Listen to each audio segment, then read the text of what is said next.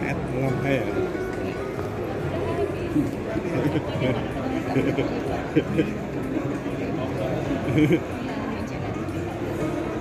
Ini pertanyaannya ini.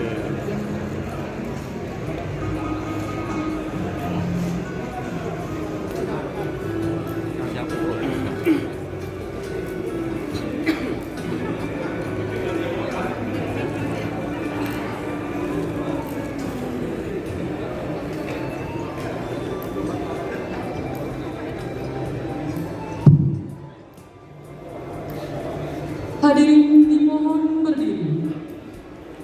Terlambat mereka. Tengok ini.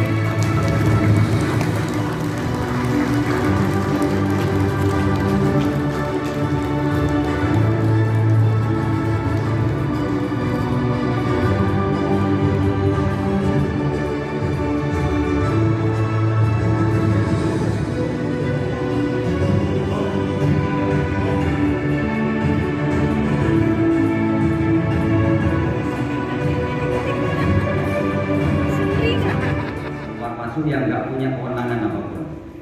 Oleh sebab itu, kami berharap dari diskusi ini akan menghasilkan solusi yang terbaik, akan memberikan marwah bangsa ke depan terkait dengan tenaga kerja yang ada di luar negeri dan tentunya memberikan kebaikan kepada kita semua sebagai umat yang Tuhan Yang Maha Kuasa yang diberikan hak untuk mengambil kebijakan bagi kebaikan umat di negeri ini.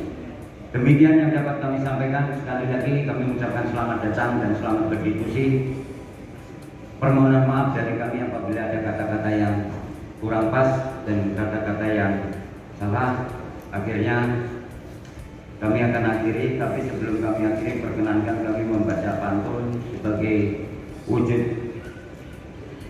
melestarikan adat resam di negeri ini.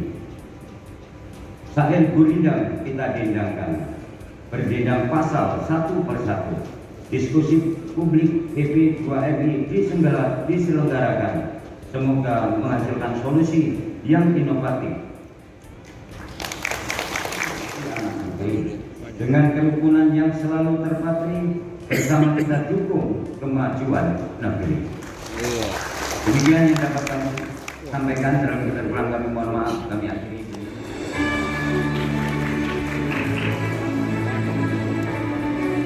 Mari kita berikan apresiasi atas pemberian jabatan dari BP BMI kepada Kepolisian Negara Republik Indonesia yang ternyata berupa sebuah borgol.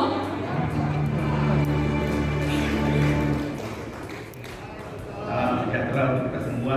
Om Swastiastu, Namo Buddhaya, salam kebajikan. Selamat pagi dan salam sehat untuk kita semua. Saya mohon izin untuk tidak lagi menyebut satu persatu Bapak Ibu sekalian, baik yang mewakili Kementerian Lembaga maupun pemerintah daerah,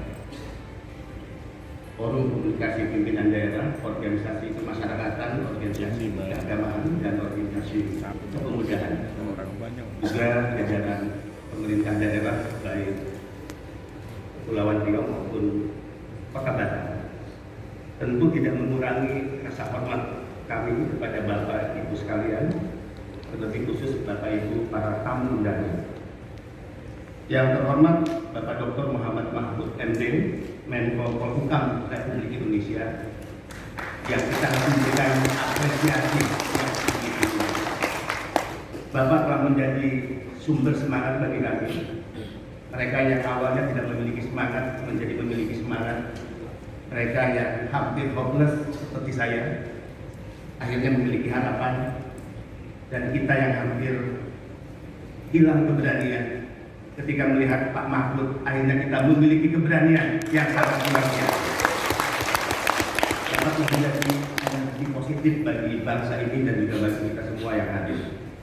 Bapak Ibu sekalian yang sangat saya hormati, para narasumber, terlebih khusus, saya ingin mengawali sambutan saya dengan menjelaskan cindera mata yang tadi diserahkan untuk rekan-rekan kami di Kepolisian Republik Indonesia.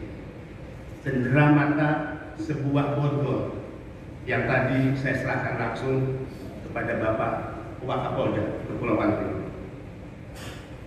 Penyerahan Cendera Mata yang baru saja diserahkan kepada perwakilan Republik Indonesia bahwa PP2MI siap dan berkomitmen kuat untuk melakukan bersih-bersih secara internal dari anasir-anasir dan segala bentuk kemungkinan terjadinya kejahatan penempatan ilegal pekerja migran Indonesia, baik yang dilakukan oleh para pejabat di lingkungan BP2MI pusat maupun para pejabat dan staf di lingkungan BP2MI yang ada di 23 provinsi. 8 bulan lalu, tepatnya hari Rabu, tanggal 10 Agustus 2023, saya Bapak Ibu yang hadir bahwa dengan sungguh-sungguh negara kita sekarang dalam situasi keadaan darurat penempatan ilegal. Kejahatan terhadap PMI bersifat ekstraordinari, bukan sekedar TPP, namun juga berbagai tindak pidana lain.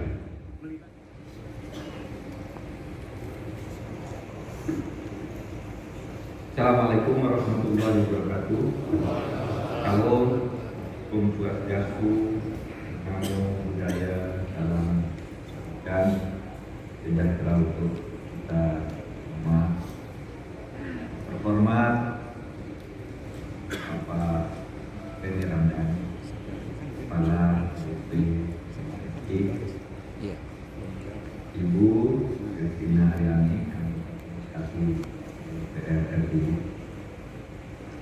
ada Bapak Dirjen Polisi Martirus Hukum, Kepala Detasmen Khusus Densus 88 Anti Teror Polri, Bapak Sekda Provinsi Kepulauan Riau, Bapak Adi Tri Hantara, Ketua DPRD Provinsi Kepulauan Riau, ada Romo Benny, staf khusus PBB, saudara-saudara, seperti halnya Pak Benny Ramdhani tadi saya, tempat yang sangat penting ini dalam rangka perang semesta melawan penempatan jalur pekerjaan dan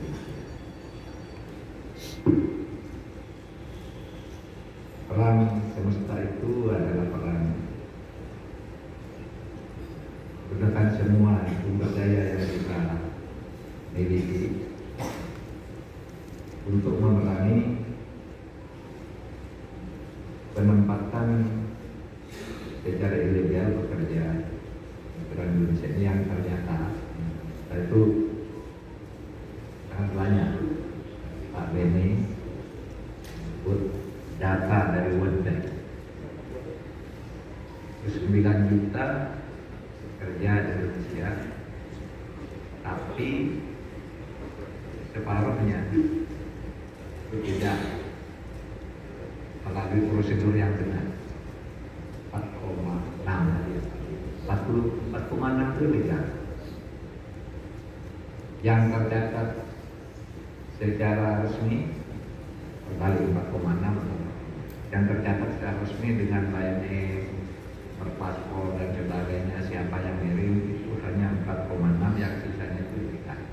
Itu luar biasa. Sementara kita lihatlah ini data yang bisa kita tangani dari 2018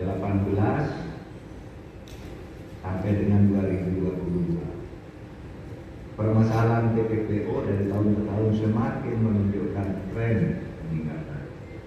Berdasar data Simfoni, Sistem Informasi Online Perlindungan Perempuan dan Anak dari Kementerian Pemberdayaan Perempuan dan Perlindungan, selama 2017 hingga 2022 terdapat 2.605 kasus TPP. Padahal tadi jumlahnya jutaan. Itu banyak yang tidak diketahui. Yang bisa ditangani ada seperti ini dari jumlah coba tahun 2018 184 kasus, tahun 2019 191 kasus dan seterusnya, sehingga data dari 2.605 kasus tersebut ini dicatat juga 59,90% diantaranya melibatkan anak-anak dan 46,14% melibatkan perempuan. Bulan November yang lalu saya bersama Ina berdua ada kunjungan ke pertemuan KTT ASEAN di Kamboja. Saya mampir di Malaysia. Itu ada di Lampung itu 82 orang kerja ilegal yang disiksa oleh majikannya tidak dikali. Ada yang ketemu dengan perempuan cantik itu. Ya Bu Kristina ini kira-kira cantiknya atau kayak Bu Agnete gitu. Itu menjadi pekerjaan untuk di podium. Ditanya Anda jawab atau jawabnya sedikit-sedikit lalu pidato pakai bahasa Inggris. Tanya Anda dulu. Jadi ya mau bekerja berlatih bahasa Inggris sebelum berangkat. Hebat, bahasa Inggris sudah bagus, kita komunikasi, tapi sudah sini ini hanya disiksa, sehingga dia stres. Nama itu banyak sekali yang saya temui. Ada 82 orang yang ditampung oleh kedutaan. Tidak besar kita. Nah, saudara sekalian, peningkatan kasus TPO tersebut umumnya disebabkan karena semakin berkembangnya modus operandi kasus TPO dengan memanfaatkan media internet dan media sosial. Saat ini kasus dengan modus operandi online scam merupakan salah satu kasus TPO dengan jumlah korban WNI yang cukup banyak dan terjadi di beberapa negara Asia Tenggara seperti Kamboja, Thailand, Myanmar, dan Laos. Saudara, saya ingin menggarisbawahi apa yang disampaikan oleh Bapak Benny Ramdhani bahwa takdir kita itu adalah takdir sebagai negara merdeka yang harus membangun martabat kemanusiaan kita sebagai bangsa yang merdeka. Di dalam konstitusi kita, karena kita ini adalah negara yang merdeka, maka memang ada ketentuan. Setiap orang berhak mendapat kehidupan yang layak, berhak mencari kerja kemanapun, dan berhak hidup dimanapun negara layak. Itu isi konstitusi kita. Mengapa kita merdeka? Ya karena mau melindungi martabat kemanusiaan yang seperti ini. Tetapi harus diingat juga, ada prosedur dan syarat-syarat.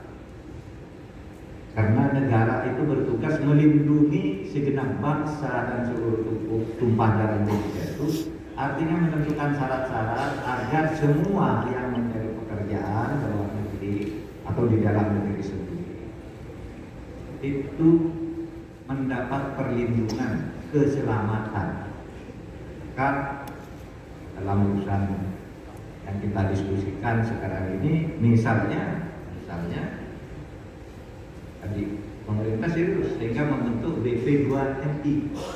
Itu serius karena kita melihat berita-berita yang sangat mengerikan. Misalnya ya, banyak terberitakan ada orang kerja di kapal, di dapur kapal selama 3 bulan tidak keluar dari dapur. Itu artinya dibawa karena makanan orang lain bekerja ini yang dibawa mencuci, ngepel dan sebagainya. 3 bulan tidak keluar dari kapal.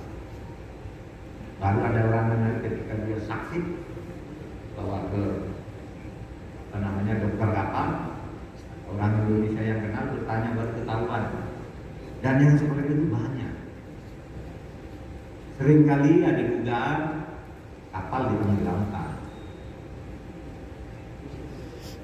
Dugaan di klip misalnya ada kapal mau masuk karena ini diincar oleh aparat, satu tenggelamkan, aparat kesini semua yang ini masuk. Apa kalau aturan-aturan di tempat kita itu rasanya sudah lengkap ya aturan-aturan. Tapi penjahat itu memang tidak ikut aturan. Nah, namanya penjahat tidak ikut aturan. Itu. Sehingga kalau tadi Pak Sekda mengatakan ya dong, aturannya dibuat bagaimana kebijakannya, aturannya ditindak. Kalau bahwa ini pintu masuk, pintu keluar, oke ya sudah benar, benar. Itu aturannya, sudah ada kok semuanya organisasi. Tapi masalahnya kita, kalau kita mau menyelesaikan sesuatu harus berdasar aturan, sementara penjahat itu tidak pernah pakai aturan, selalu sengaja melanggar aturan. Itulah masalah yang kita hadapi, sehingga kita harus bersinergi secara sungguh-sungguh, harus punya pejabat-pejabat yang punya integritas, petugas-petugas yang punya integritas di lapangan. Berat sekali. Itu banyak sekali. Dan saya tadi kalau bayangkan Pak Beni menjadi kalau menunjukkan gambar-gambar tentang saya Pak ini yang diedukasi tingkatnya, ini yang diedukasi. Terus sekalian, Kamboja memang kalau dari kasus itu tadi menjadi negara dengan kasus terbanyak di Asia Tenggara dengan kasus 864 orang, dan Myanmar 158, Filipina 107, Laos 102, dan Thailand 31 orang. Oke, itu yang bisa kita tangani, kita bisa rekam sehingga kita tahu jumlahnya.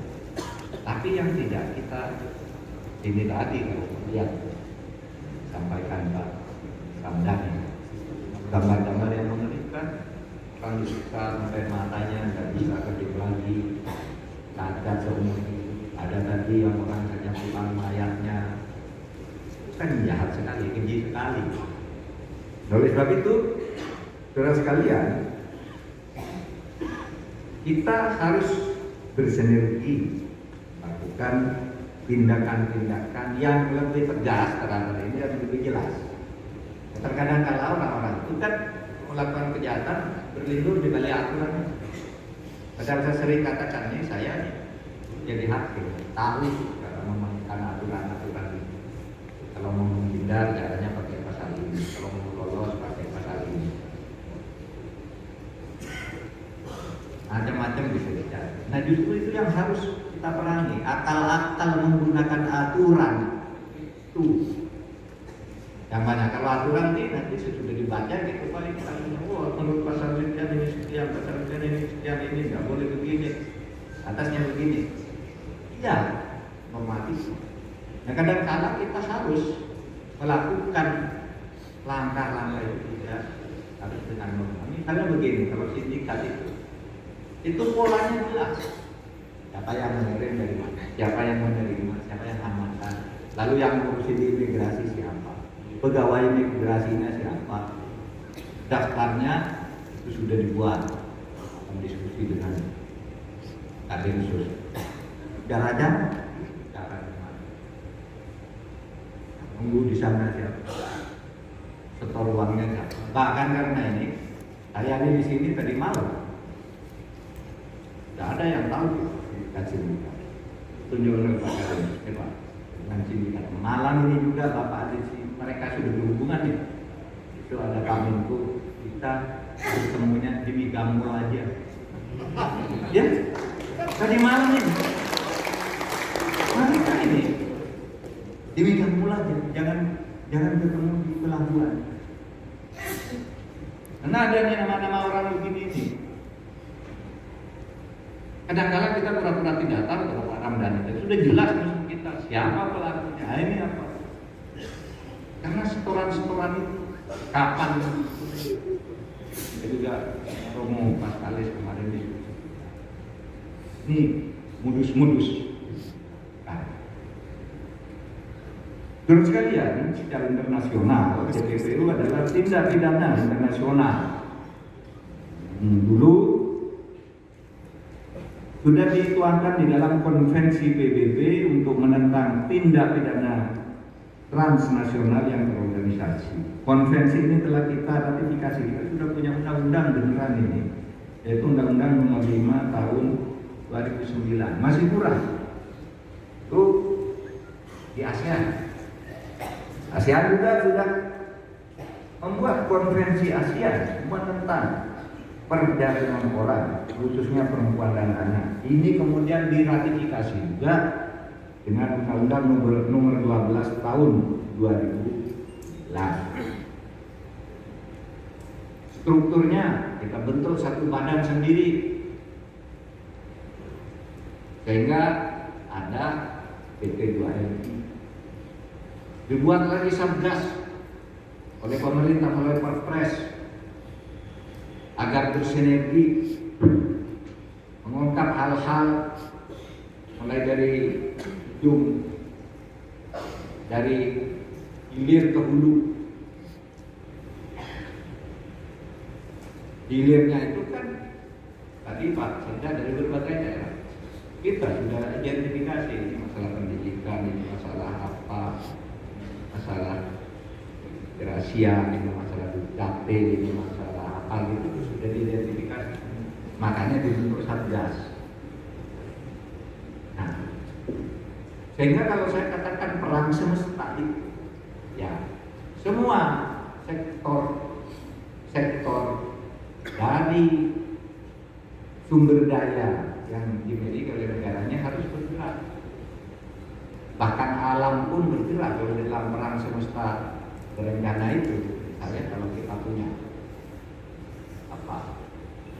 lapangan terbang, tempat mendarat pesawat, tetapi dalam keadaan tertentu, bukan hanya lapangan terbang, perang semesta berencana itu, jalan tol pun bisa jadi lapangan terbang. Sementara bisa diatur bahwa dalam keadaan tertentu dengan syarat begini jalan tol bisa tempat mendarat pesawat besar misalnya. Sekarang, orangnya malah kita punya majelis ulama, punya dewan gereja. Nah ini semua kan kita bekerja beri pengertian kepada masyarakat. Ini bahaya jadi kemanusiaan, bahaya. Nah, saudara sekalian, yang menurut saya betul apa gunanya kita merdeka kalau rakyat kita sendiri terhinakan, tercampakkan kemanusiaan sampai begitu masif. Bahkan kita ya punya dugaan angka-angkanya kan sekarang gampang ya. Cari di desanya berapa, apa yang mengeluarkan paspor di daerahnya berapa, mesti paspor di tempat keluar masuk itu apa, imigrasinya oknum polisinya apa. Kita hitung-hitungannya bahkan udah punya. Tentu itu dugaan, tapi kita harus bekerja untuk mengatasi masalah ini. TPPU, tindak pidana perdagangan orang, bukan TPPU, itu lain lagi. Nah ini yang harus kita hadapi. Saudara, kalau kita kompak bersinergi, kalau komitmennya sama, itu gampang. Tidak bisa diteruskan di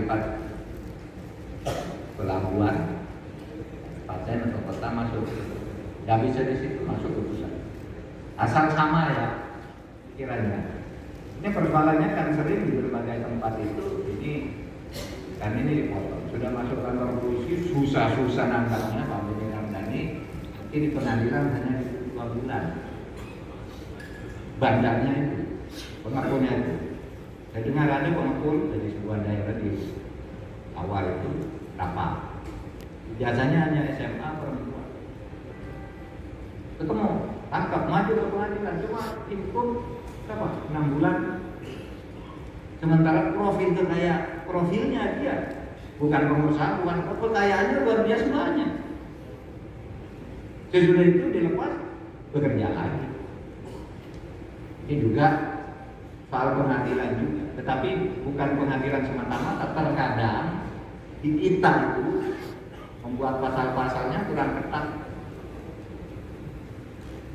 Bisa sengaja dibuat kurang ketat, karena saya tahu ya, tahu bagaimana membuat ketat, bagaimana membuat lubang sedikit agar hakim masuk dan membebaskan hukum ringan.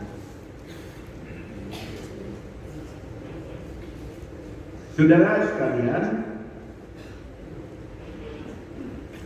saat menjadi Ketua ASEAN pada tahun 2023 ini tahun ini Ketua ASEAN kita, nanti KTT-nya akan dilaksanakan 2 kali karena COVID itu tidak dilaksanakan, yaitu pada bulan Mei, bulan November nanti. Indonesia atas dukungan saudara-saudara seluruh stakeholders akan berupaya agar isu TPPO dapat menjadi perhatian bersama para pemimpin dan anggota ASEAN. Kita sudah punya konvensi, tapi ini akan ditekankan lagi karena itu tadi negara-negara kita di ASEAN itu tempat bekerja. Kalau yang hebat-hebat bekerja saudara secara legal itu kita tuh kena. Kalau profesi profesional dari Indonesia bekerja di Jepang, di Singapura, gitu. Itu karena yang legal. Membanggakan kita.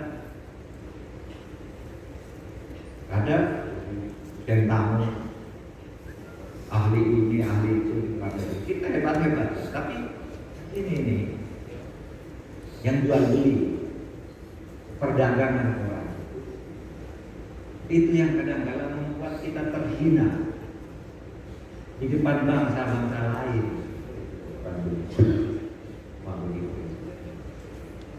Kita lebih cerita ini kadang-kadang lalu hilang begitu aja, orang pulang di Maya, titik, lalu kelanjutan kasusnya apa ini? Lalu sambung karena ada yang menutupi. Siapa dulu yang mengirim, di mana berangkatnya, kemana orangnya sekarang, siapa yang mengeluarkan paspor, siapa yang menerima. Yang begitu cara melanggar. Kalau itu kita biarkan, bukan hanya yang melakukan yang melanggar, kita yang pejabat-pejabat ini petugas-petugas melanggar konstitusi kalau kita membiarkan hal-hal seperti itu. Nah, saudara sekalian, saya ingin tambahkan ya, berdasar data dari Baris Krim Polri pada tahun 2022 kemarin, 85% kasus TPPO terjadi di daerah perbatasan. Daerah perbatasan merupakan daerah yang sangat rentan terhadap kejadian penyeludupan pekerja migran Indonesia. Banyak pekerja migran dengan niatnya melakukan perjalanan melalui jalur non-prosedural. Saya kemarin bicara gitu, ya itu lewat jalan-jalan itu benar. Tapi sudah saya diskusikan apa sekali dengan Pak. Justru melalui jalur formal yang banyak, yang pakai PAW Anani. Kita ketemu di sini, kita di sini, itu punya saya. Yang nomor sekian punya saya, oke, langsung dicap. Tidak tahu. Dan itu tidak mungkin kalau tidak ada yang memberi lampu kuning atau lampu hijau. Ya kan? Lewat jalan-jalan tikus itu ya ada juga. Ya diskusi, ya data ini data konsistensi perjalanan orang dari hari ke hari, dari waktu ke waktu, ada kode-kode tertentu dalam tanda masuk. Itu sindikat. Itu sindikat. Begitu saudara. Jangan nekat. Kalau nekat tidak mau menyelesaikan ini, harus kita duga dia bagian dari sindikat. Harus diduga begitu. Kenapa kok diam aja? negeri. Bagian dari manusia. Oleh itu, saudara, di mana yang banyak terjadi? Aktivitas ini paling banyak terjadi di Provinsi Sumatera Utara, Kepulauan Riau, dan Kalimantan Utara. Apakah Pemdanya yang enggak? Karena kebetulan pintu keluar masuk. Tetapi yang di lapangan itu, ya Pemda ada kan di situ, hanya menjadi bagian saja. Tetapi ini tempat banyak terjadinya berdasar data dari Kabareskrim. Khusus di wilayah hukum Provinsi Kepulauan Riau, mana kita memilih tempat ini pada hari ini berdasar data yang kami miliki panjang tahun 2020 sampai 2023 terjadi sebanyak 62 kasus dengan jumlah tersangka sebanyak 118 orang dan dengan jumlah korban sebanyak 546 orang.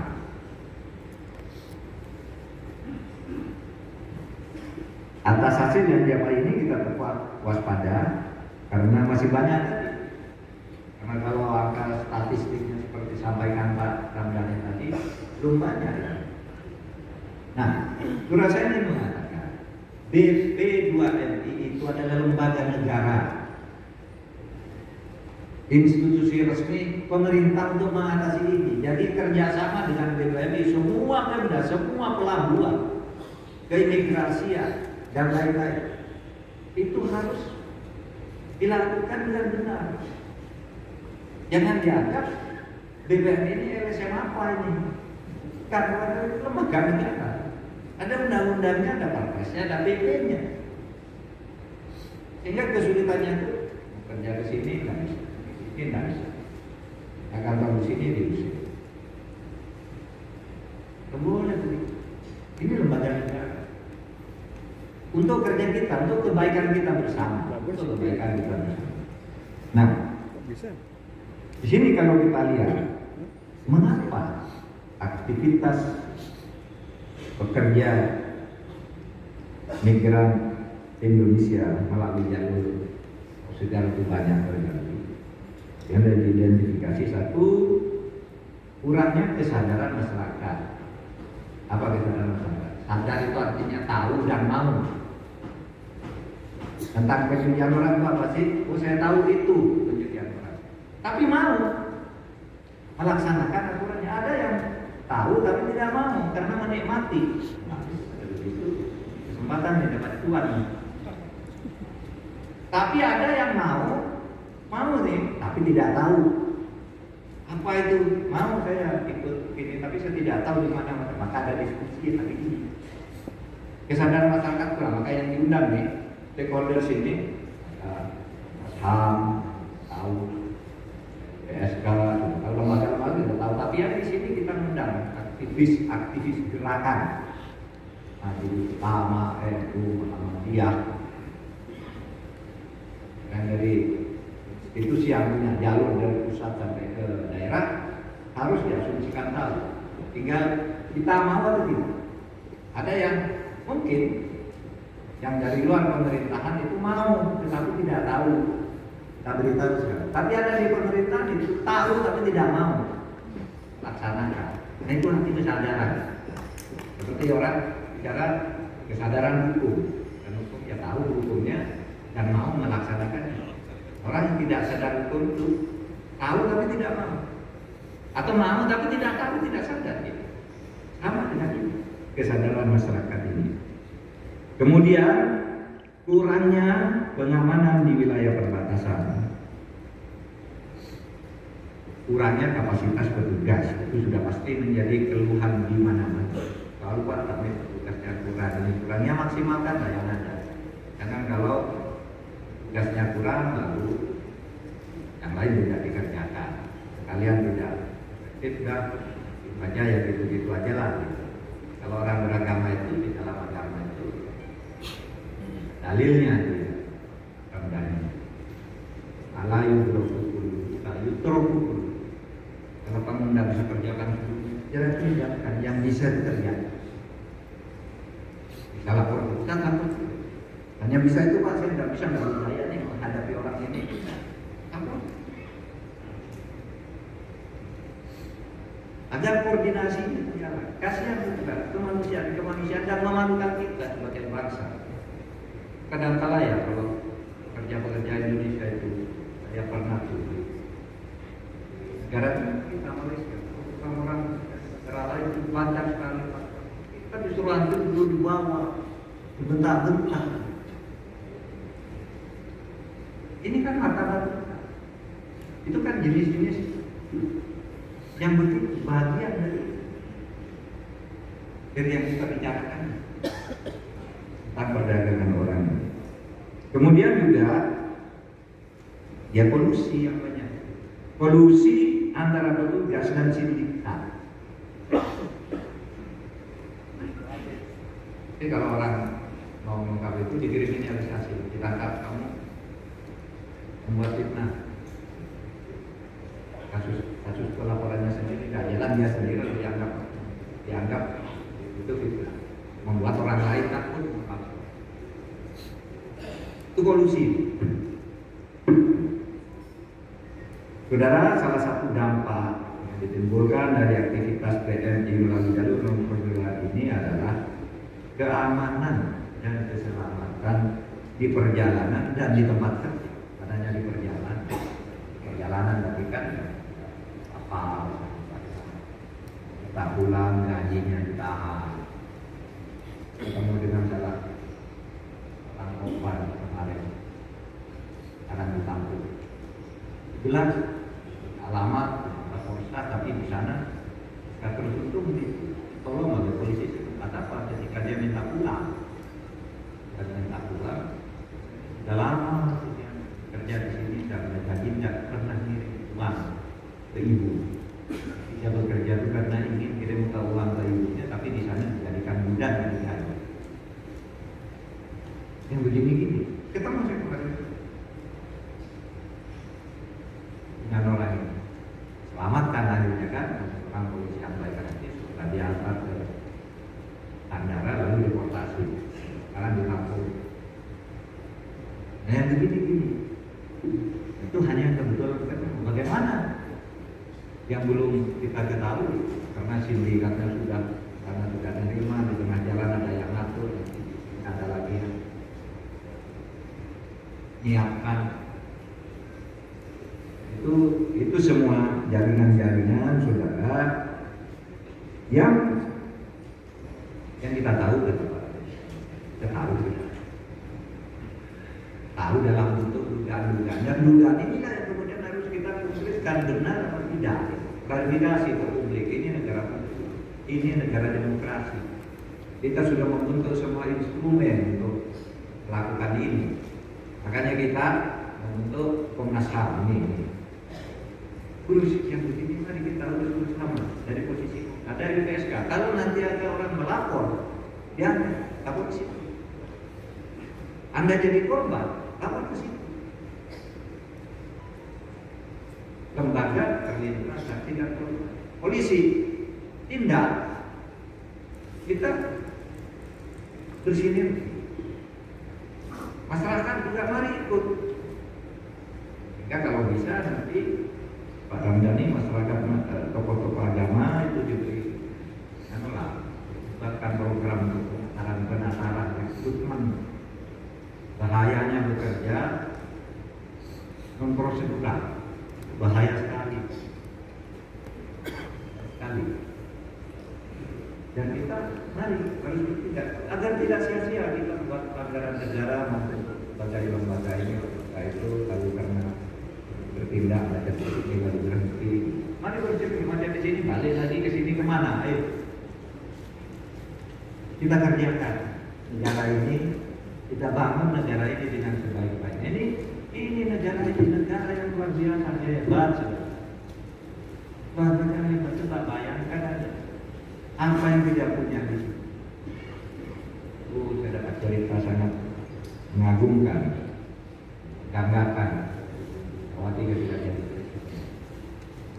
ya Vietnam Ditanya, kamu kerjasama dengan China, ya? Apa yang kamu punya? Indonesia punya. Jawaban Bumi Permata itu bagus. Katanya apa? Yang kamu tidak punya saya sediakan.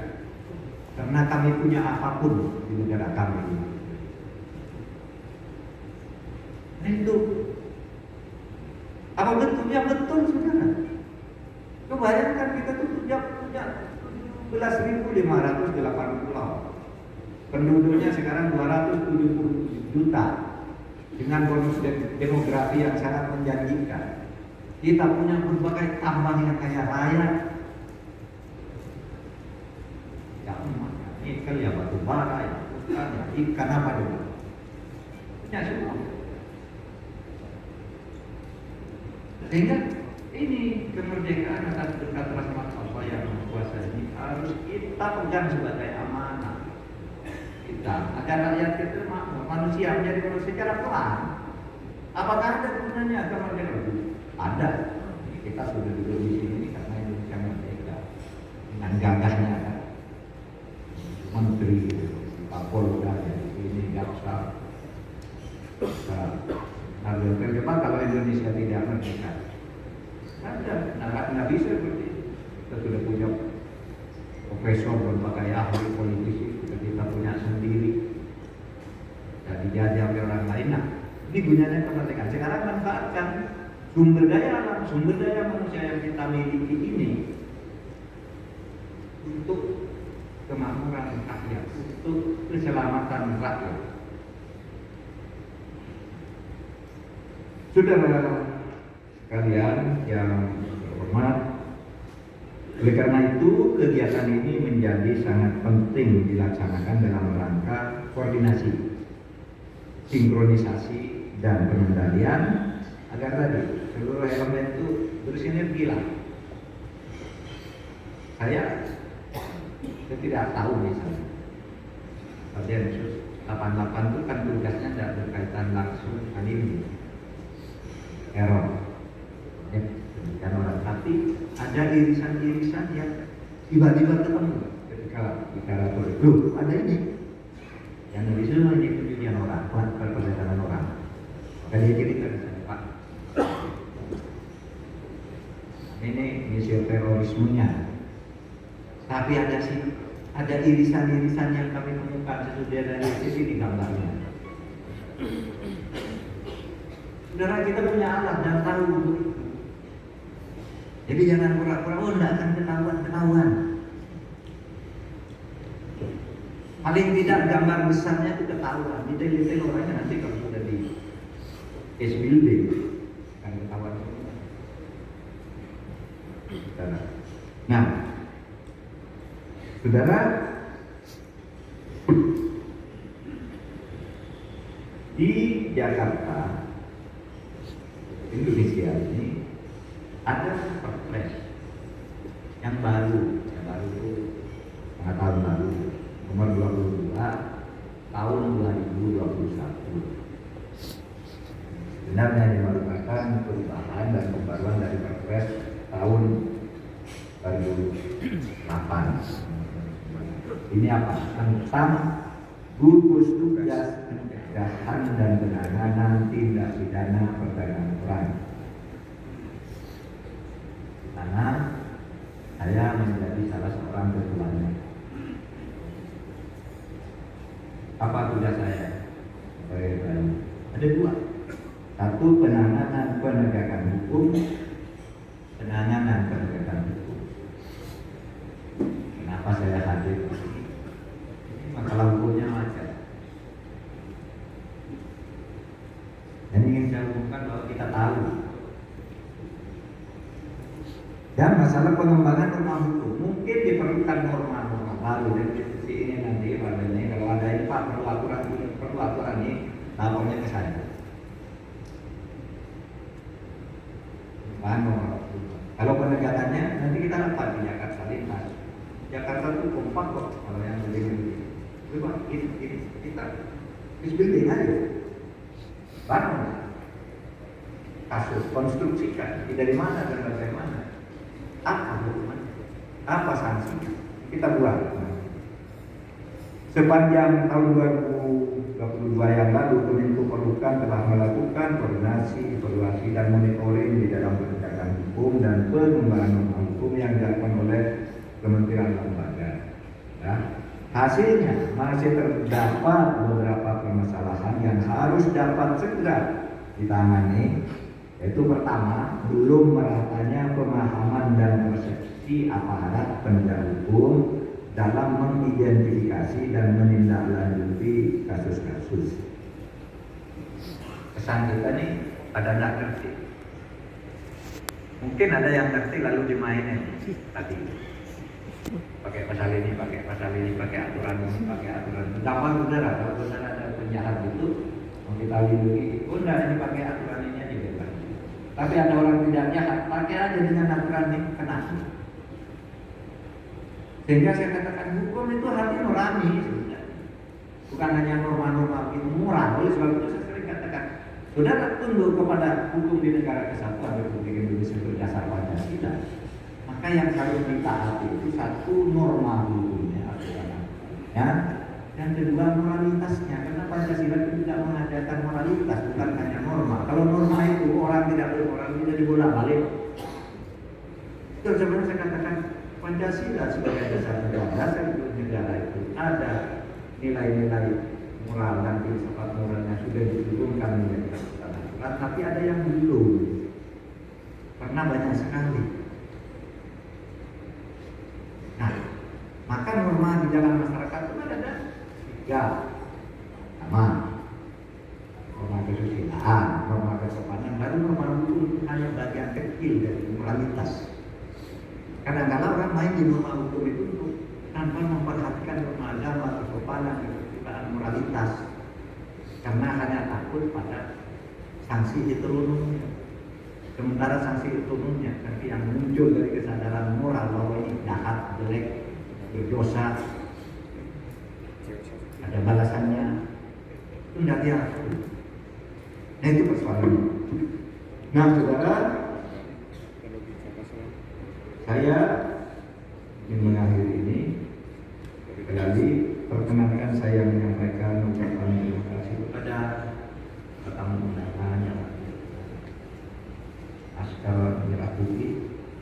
Merah Putih itu lambang martabat kita, lambang kehormatan kita, yang memuat dua pesan sebenarnya. Merah itu artinya berani, das, putih itu artinya tulus. Orang yang tidak tulus berani ini kan. Orang yang tulus tapi tidak berani tidak berbuat apa-apa. Kita buat lambang merah. Ini lambang merah putih sekarang. Lihat dari itu. Terima kasih sudah meluangkan waktu pada kegiatan ini, terkhusus pada Kepala MP BP 2 MI atas undangan yang diberikan dan memilih tempat yang baik ini sebagai simbol bahwa kita bisa dengan gagah gitu ya melakukan sesuatu sehingga saya pada saat ini bisa berbicara di depan Bapak dan Ibu sekalian dengan mengucapkan puji syukur kepada Allah Subhanahu wa Ta'ala. Saya berharap semoga diskusi publik, penguatan koordinasi dan komitmen stakeholders dalam perang semesta melawan sindikat penempatan ilegal pekerja Indonesia ini dapat berjalan dengan lancar, bermanfaat bagi kita semua. Dengan izin Allah Subhanahu wa Ta'ala, diskusi publik ini dibuka dengan resmi.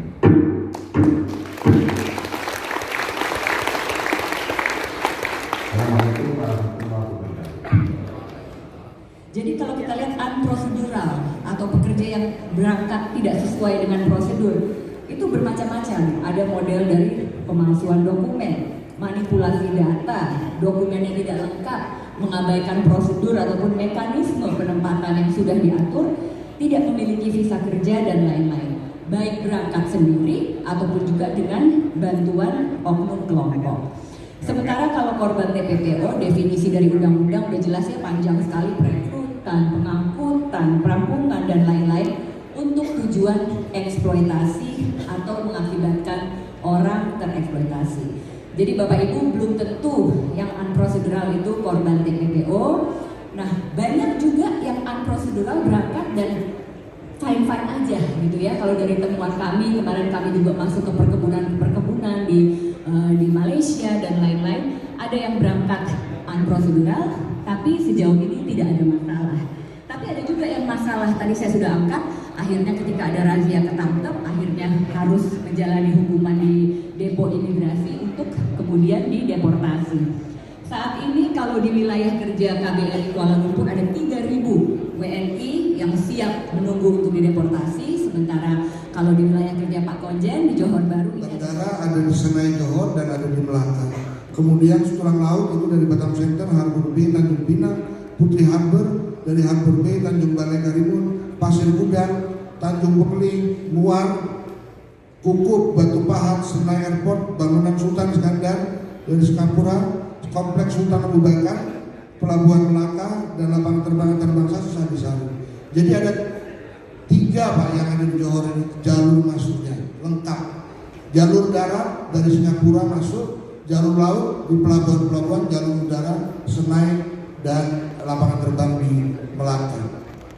Nah, tadi disampaikan Bu Lisena betul, jalur laut sejak Januari kita akhirnya case yang di bulan 15 Desember 2021 itu menyebabkan penegakan hukum dilaksanakan di sini, banyak kemudian dijadikan pengetatan di pelabuhan-pelabuhan itu cenderung turun saat ini.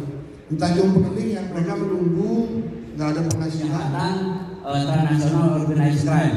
Menurut kelima ini, apakah dengan kejahatan transnasional ini seperti misalkan narkotika dan terorisme, apakah menurut bapak-bapak yang ada di bapak-bapak dan ibu-ibu yang ada di depan ini, apakah sudah perlu dibentuk adalah Badan Nasional Penanggulangan Tindak Pidana Perdagangan Orang? Karena gugus tugas kita tahu gapnya tadi juga udah tahu kan, dan disampaikan oleh bapak-bapak bahwa ini adalah kesulitan buat bapak-bapak untuk melakukan tugasnya masing-masing.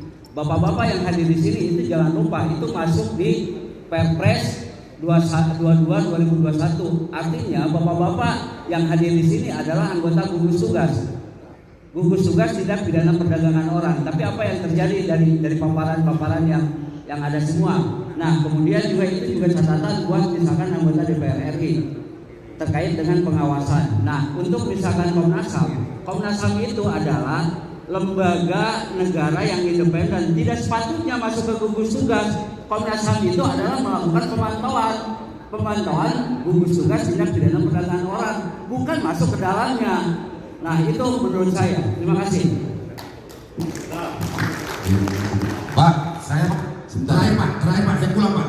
Terakhir Pak. Terima kasih. Saya Aksa Halatu. Saya ucapkan terima kasih kepada tamu yang datang ke kota saya Batam. Di sini ini saya sampaikan sedikit saja. Pertanyaan saya adalah, saya tidak BNP 2 PMI ini sudah lama terbentuk atau baru terbentuk hari ini? Kalau bicara persoalan untuk dengan tema sikat sindikat, bagaimana memberantas tentang perdagangan manusia yang terjadi di kota Batam, saya pikir kalau BNP 2 PMI ini memang sudah ada dari dulu, itu orang sudah pada tertangkap, tidak akan terjadi sampai hari ini. Bapak, kepada siapa ditujukan? Kepada siapa? Kepada kelimanya dan paling tentu ditujukan kepada BNP 2 PMI. Itu saja Pak. Karena saya lihat ya masalah human trafficking ini sangat bias sekali. Saya juga tidak mengerti kenapa bisa sampai Menko Polhukam Bapak Mahfud kemari, sedangkan temanya adalah BNP 2 PMI. Apakah sikat sindikat ini sudah betul-betul berjalan secara efektif? Karena saya lihat kota saya seolah-olah menjadi gerbang pintu masuk tenaga kerja haram. Kalau memang betul bahwasannya BNP 2 PMI punya program tentang bagaimana mekanisme menciptakan tenaga kerja ini bekerja secara legal ke sana, tentunya mereka pekerja-pekerja itu akan menggunakan cara dengan membuat paspor yang dan tentunya mereka berangkat ke sana. Kita harus memberikan apresiasi kepada tenaga kerja itu ya, bukan artinya seperti penangkapan yang saya lihat bukan kepada objeknya. Satu lagi, ada satu perusahaan pelayaran yang namanya Tujuan Tanjung Penggeli. Tanjung Penggeli itu lebih identik sekali, saya pikir perdagangan orang yang sangat sah sekali. Saya pikir kalau kepolisian, Menko Polhukam dan juga BNP 2 TKI betul-betul ini memberantas ini sangat cepat dan singkat. Saya pikir itu saja. Terima kasih Pak. Saya masyarakat Batam, bukan siapa-siapa. Oke.